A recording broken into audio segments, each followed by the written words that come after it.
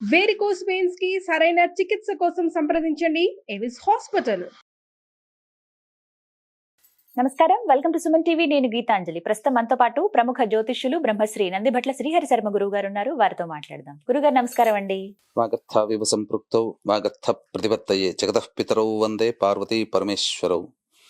సదాశివ సమారంభాం శంకరాచార్య మధ్యమాం అస్మదాచార్య పర్యంతం వందే గురు పరంపరాం. ఆదిత్యాయ చ సోమాయ మంగళాయ బుధాయ చ గురు శుక్ర శనిభ్యశ్చ రాహవే కేతవే నమః. శృంగేరి జగద్గురు పీఠాధిపతులకి, కంచి పీఠాధిపతులకి నమస్కారములు తెలియజేసుకుంటూ కార్యక్రమాన్ని ప్రారంభిద్దాం. 29వ తారీఖు నవంబర్ మాస శివరాత్రి. ఈ రోజున ప్రత్యేకత అలాగే విశేషం ఏంటో వివరించండి. అలాగే విధిగా ప్రతి ఒక్కరు ఆ రోజున ఏం చేస్తే మంచిది వివరించండి గురుగారు. తప్పకుండానమ్మా. ముఖ్యంగా ఈ మాస శివరాత్రి ఉన్నటువంటి అన్ని మాసాలలో త్రయోదశి పగలు వరకు ఉండి సంధ్యాకాల సమయానికి చతుర్దశి తిథి స్పర్శ గనక ఉంటే ఆ సమయంలో ఆ రోజున మాస శివరాత్రిగా చెప్పడం జరుగుతుంది. మాఘమాసంలో వచ్చే మాస శివరాత్రి మహాశివరాత్రి. ఇక మిగతా మాసాలు అన్ని మాసాల్లోకెల్లా వస్తాయి. కానీ మనము ఈశ్వర ఆరాధన చేసేటువంటి శివభక్తులందరికీ కూడా మహాశివరాత్రి ఎంత ప్రాముఖ్యత, ఎంత పవిత్రతనో అంతే విధానంగా ఇంపార్టెంట్ అనేటువంటిది కార్తీక మాసంలో వచ్చే మాస శివరాత్రి రోజున శివానుగ్రహం కోసం. అంటే చాలా మందికి బిజీ స్కెడ్యూల్ ఉంటుంది. ఎప్పుడు కూడా శివాలయానికి వెళ్ళలేనటువంటి వాళ్ళు, శివుడికి అభిషేకం చేసుకోలేనటువంటి వాళ్ళు కనీసము ఈ మాస శివరాత్రి రోజుననైనా కానీ చేసుకోవాలమ్మా. పైగా ఈసారి ఏంటనంటే మాస శివరాత్రికి ఉదయం సమయంలో త్రయోదశి తిథి 10:18 వరకు స్వాతి నక్షత్రం ఉంది. తర్వాత విశాఖ నక్షత్రం వస్తుంది. అది విశాఖ నక్షత్రము ఈ సంబంధించినటువంటి అన్ని నక్షత్రాల్లో రాజు లాంటిది. అందుకనే నక్షత్రాణామధిపత్యే విశాఖే అని ఉంటుంది. అంటే ఏంటి, చాలా పవర్ఫుల్ అయినటువంటి నక్షత్రం విశాఖ నక్షత్రం. కాబట్టి ఆ విశాఖ నక్షత్రము మాస శివరాత్రి కార్తీక మాసంలో కలిసి రావడం చాలా విశేషము. ఇక ఈ త్రయోదశి తిథి అనేటువంటిది చాలా రుద్రుడికి సంబంధించినటువంటి తిథి అమ్మా. ఈ సమస్త ప్రాణికోటికి ఆధారభూతమైంది ఏందమ్మా, ప్రపంచం మొత్తంలో కూడా, విశ్వం మొత్తంలో కూడా భూమి లాంటి మళ్ళీ ఈ భూమి గ్రహం అనేటువంటిది ఇంకెక్కడా లేదు అని అంటారు. ఎందుకనంటే కేవలం ఈ భూమిలో మాత్రమే వాయు స్పర్శ ఉంది. అంటే సమస్త ప్రాణికోటికి కావలసినటువంటి ఆధారభూతమైనటువంటి వాయువు జలచరాల్లో కావచ్చు, క్షీరదాల్లో కావచ్చు, మానవులుగా మనకు కావచ్చు, జంతువులు కావచ్చు, పశుపక్షాదులు కావచ్చు, ప్రతి జీవికి గుండె ఉంటుంది. ఆ గుండె కొట్టుకోవడానికి వాయువే ఆధారం. మనము ఈ శరీరంలో వాయువు తిరుగుతున్నంత వరకు మనకు ప్రాణం ఉంటుంది. వాయువు వెళ్ళిపోయిందంటే ఇక పంచప్రాణాల్లో వాయువు మొదటే వెళ్ళిపోతుంది. వెళ్ళిపోతే మిగతావన్నీ తర్వాత వెళ్ళిపోతాయి. కాబట్టి అటువంటి వాయువు అధిపతిగా ఉన్న నక్షత్రం స్వాతి నక్షత్రం. అందుకనే ఈ యొక్క స్వాతి నక్షత్రంలో కొన్ని విశేషమైనటువంటిది చేసుకోవాలమ్మా. అయితే వీక్షించేటువంటి సుమన్ టీవీ ప్రేక్షకులు గమనించాల్సింది ఏంటంటే, మీ ప్రాంతంలో ఎక్కడైనా కానీ ఉదయం 10:18 లోపల, అంతకు ముందు రోజైనా పర్వాలేదు, త్రయోదశి తిథి ఉంటుంది అనగా గురువారం రోజునైనా కానీ శుక్రవారం రోజున ఉదయం 10:18 లోపల ఎక్కడ వాన పడుతుందో ఆ వాన నీటిని ఒడిసి పట్టుకొని ట్యాంక్ లో పెట్టుకోవాలమ్మా, లేదా ఒక క్యాన్ లో పెట్టుకోవాలి. ఎందుకనంటే అది చాలా అమృతతుల్యమైనటువంటి ఔషధంగా పనిచేస్తుంది. ఎందుకనంటే రుద్రుడు అధిపతిగా ఉన్న తిథి త్రయోదశి. స్వాతి నక్షత్రంలో కలిసి ఉన్నప్పుడు ఆకాశం నుంచి పడేటువంటిది ఏదైతే జల్లులు ఉంటాయో ఆ నీరు ఆయుర్వేద గ్రంథాలలో చెప్పబడిందమ్మా. కొన్ని గ్రంథాలలో అది చాలా పరమౌషధంగా పనిచేస్తుంది. శరీరంలోని కొన్ని రుగ్మతలు తొలగిపోతాయి. కాబట్టి ఆ విధంగా ఆ నీటిని ఒడిసి పట్టుకొని ప్రతిరోజు ఒక గ్లాస్ తాగినా చాలు, మన శరీరం తొందరగా రికవర్ అవుతుంది అనారోగ్యం నుంచి. ఇక ఈ త్రయోదశి తిథి పొద్దునే గనక ఉంటుంది కాబట్టి ఆ సమయంలో బ్రహ్మముహూర్త కాలంలో స్నానం ఆచరించి చక్కగా కొన్ని సమస్యలు ఉన్నటువంటి వాళ్ళు ఆ సమస్యల నివారణకి పరిహారాలు చేసుకోవాలి. ముఖ్యంగా దాంపత్య సమస్యలు, వివాహం కాక ఇబ్బంది పడుతున్నటువంటి యువకులు యువతులు ఎవరైనా కానీ ఆ రోజున చక్కగా ఉదయం 6:15 నుంచి 7:15 మధ్య కాలంలో శుక్రహోర ఉంటుంది. శుక్రవారం రోజున చక్కగా తేనెతో అభిషేకము జరిపించుకోవడం దాంపత్య సమస్యలు ఉన్నవాళ్ళు. వివాహ సమస్యలు ఉన్నవాళ్ళు పటిక బెల్లం పొడిని నీటిలో వేసి ఆ నీటితో ఈశ్వరునికి అభిషేకం జరిపించుకొని మల్లెపూలతో అర్చన చేస్తే ఈశ్వరుడికి ఆ సమయంలో కోరుకున్న జీవిత భాగస్వామి లభిస్తాడు ఆ సమయంలో చేసుకోవడం ద్వారా. ఇక దాంపత్య సమస్యలు తొలగిపోవడం అనేటువంటి దానికి గన్నేరు పుష్పాలతో అర్చన చేయాలి, తేనెతో కానీ పటిక బెల్లం నీటితో కానీ అభిషేకం చేసి. తదనంతరం ఈశ్వరుడికి తీపి పదార్థము బెల్లంతో చేసినటువంటి పాయసాన్నం నైవేద్యంగా పెట్టుకోవాలి. ఇక ఆ తర్వాత 7:15 నుంచి 8:15 మధ్య కాలంలో బుధహోర ఉంటుందమ్మా. ఈ బుధహోరలో ఈశ్వరుని ఎవరైతే 1000 కమలములతో అర్చన చేస్తాడో ఆ వ్యక్తి శివానుగ్రహం పొందడానికి పాత్రుడవుతాడు. అంటే ప్రతిరోజు పూజ చేస్తే ప్రార్థించడా మనసుదే ప్రధానమా అని అంటే మరి పూర్వకాలంలో అందరూ కేవలం ఈశ్వరుని నమస్కారం చేసుకుంటే సరిపోయేది కదా. కానీ విష్ణు సైతం కూడా 1000 కమలాలతో చేశాడే. విష్ణువుకి అందనివాడా ఈశ్వరుడు? కాబట్టి మనము చాలా పిచ్చిగా ఆలోచించుకోవడం తగదమ్మా. ప్రతి పనికి కూడా ఒకటి ఉంటుంది.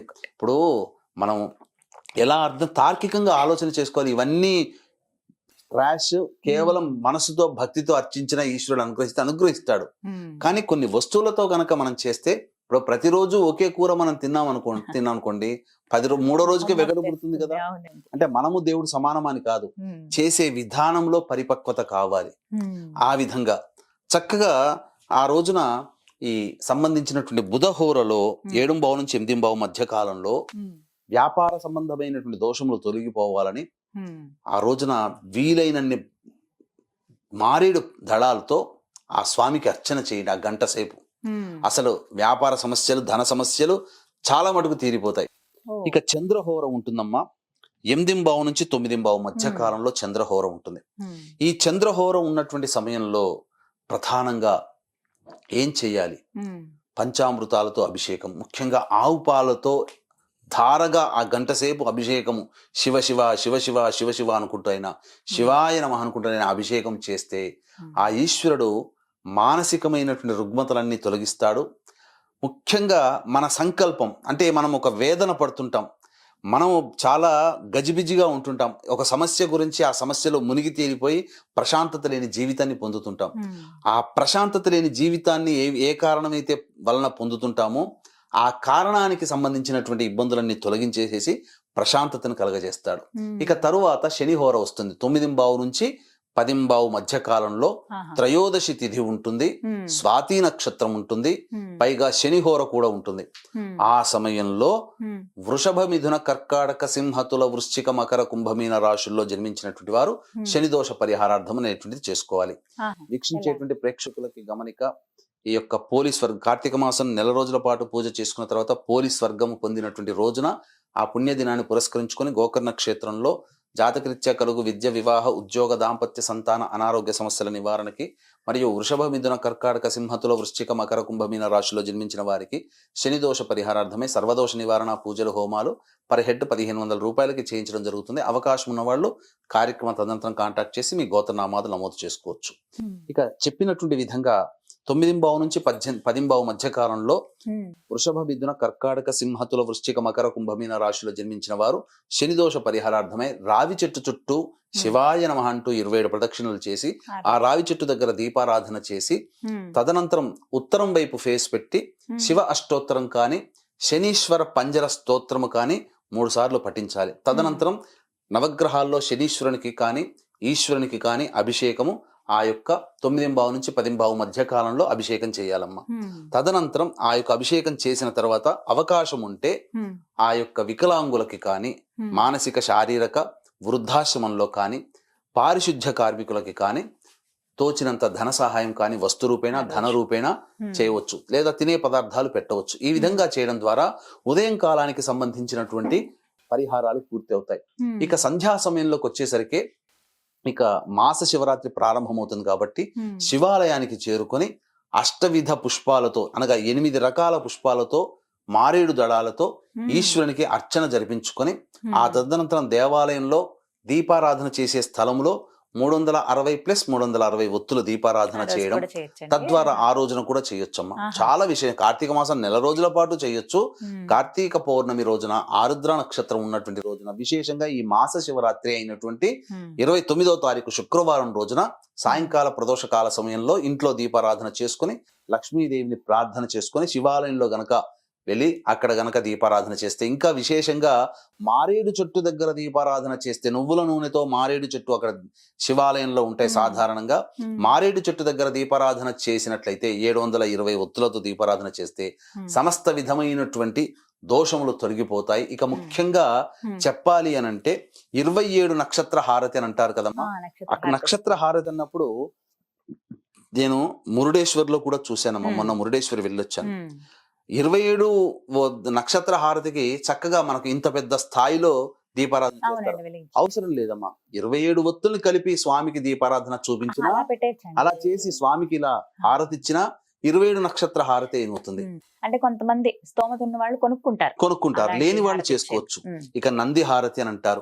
లేదు, నంది కొనుక్కునే హారతి ఇచ్చే నందిది దొరకలేదు అనుకోండి, ఆ నంది చిన్న బొమ్మ ఎక్కడో ఉంటుంది కదా, ఆ బొమ్మ హారతి మీద అద్ది పెట్టి ఇలా పట్టుకొని హారతి ఇస్తే నంది హారతి. అలాగే సర్పహారతి, అలాగే మారేడు హారతి.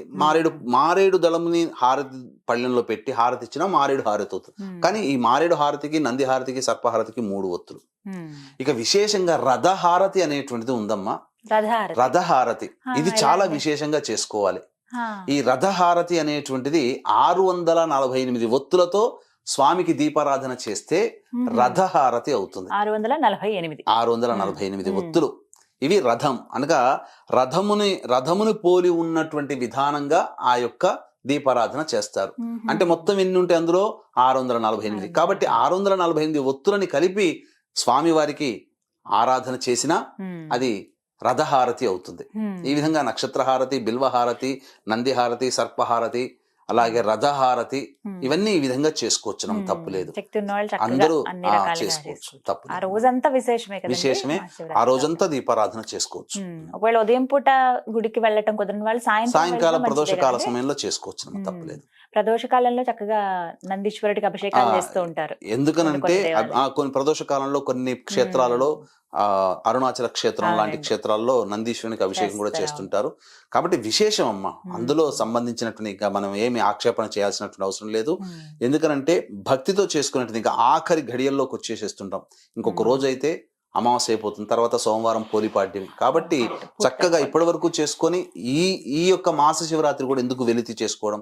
ఈ నెల రోజుల పాటు చేసుకోలేని వాళ్ళు మాస శివరాత్రి రోజున ఈశ్వరునికి అభిషేకం చేసుకొని ఆ విధంగా హారతి కనుక చేసుకుంటే నెల రోజులు చేసిన పుణ్య ఫలితం దక్కుతుందమ్మా. చాలా చక్కగా వివరించారు గురుగారు. నమస్కారం అండి. సర్వం శ్రీ ఉమామహేశ్వర పరబ్రహ్మార్పణమస్తు.